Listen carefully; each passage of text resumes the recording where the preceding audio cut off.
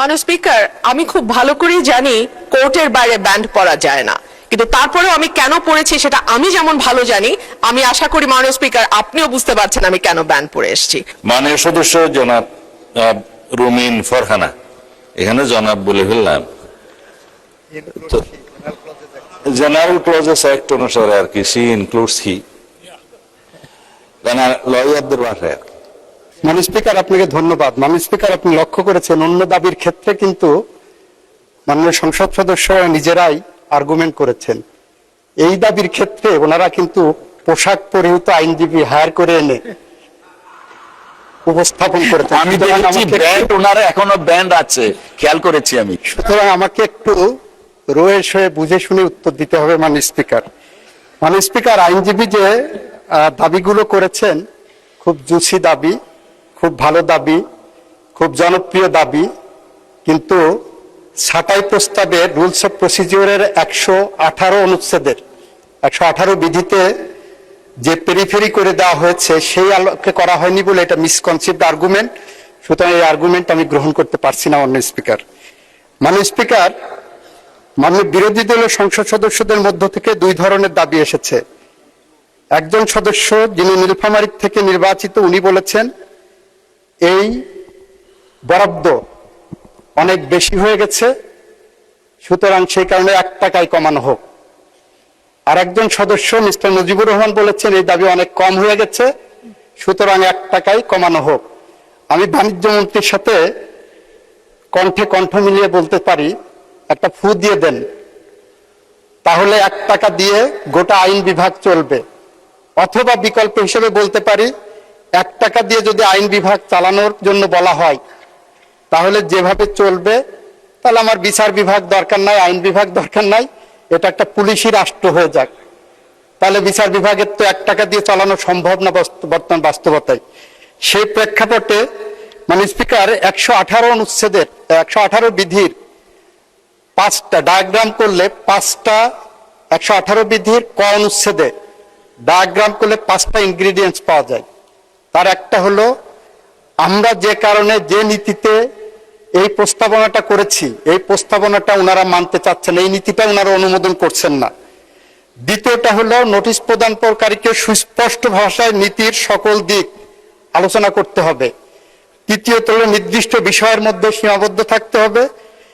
চতুর্থত, পঞ্চমত হলো বিকল্প নীতি অনুসরণের পরামর্শ দিতে পারেন ওনারা, কিন্তু ওনারা 1 টাকায় কমিয়ে 1 টাকা দিয়ে গোটা আইন বিচার বিভাগ কিভাবে চালানো সম্ভব সে ধরনের বিকল্প নীতি আমাদের সামনে উপস্থাপন করেননি মাননীয় স্পিকার।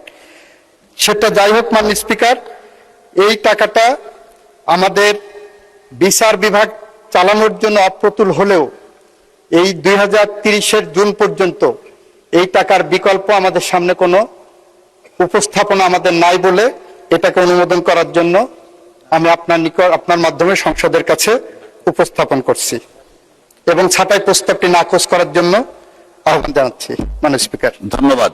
2027-এর 30 জুন হবে, 2027-এর 30 জুন, 27-30 জুন পর্যন্ত। ধন্যবাদ। মহান মাননীয় সদস্য, এখন এই টাইমে পয়েন্ট অফ অর্ডার আসলে কিভাবে কি করি? মাননীয় সদস্য, আপনাকে দিলে আরো অনেককে দিতে হবে, আমরা পরে শুনে নেই, একটু আগাই আমরা প্লিজ।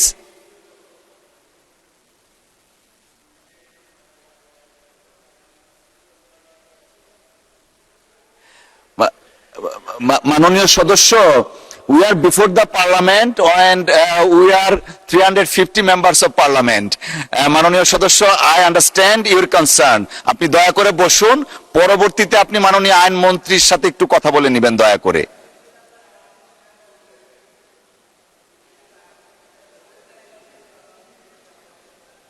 জি জি মাননীয় সদস্য, অসংখ্য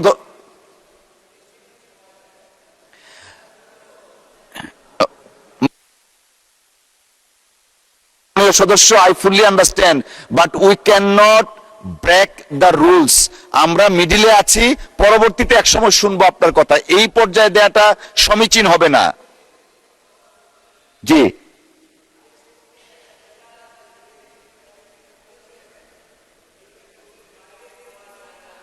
ও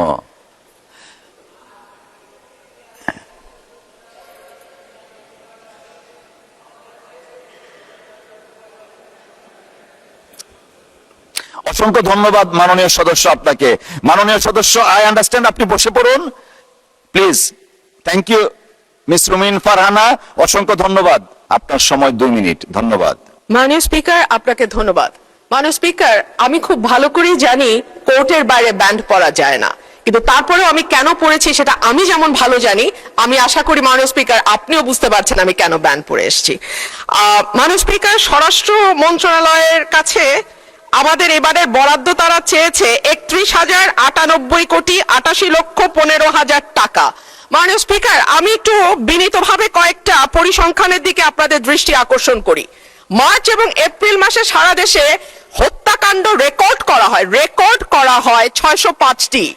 অন্যান্য অপরাধ একই সময় 294টি ছিনতাই, 90টি ডাকাতি, 196টি অপহরণ, 2,214টি চুরির ঘটনা, 129টি পুলিশের আক্রান্ত হবার ঘটনা ঘটেছে।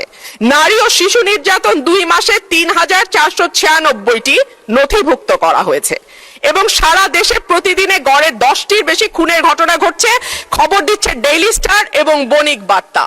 এই যখন আমাদের সিকিউরিটির অবস্থা, এই যখন আমাদের আইন শৃঙ্খলার অবস্থা, তখন আমরা এই মন্ত্রণালয়ের জন্য দাবি তুলছি 31,098 কোটি। মাননীয় স্পিকার, পাশের থেকে আমার একজন সহকর্মী বলছেন এটা আরো বেশি হওয়া উচিত।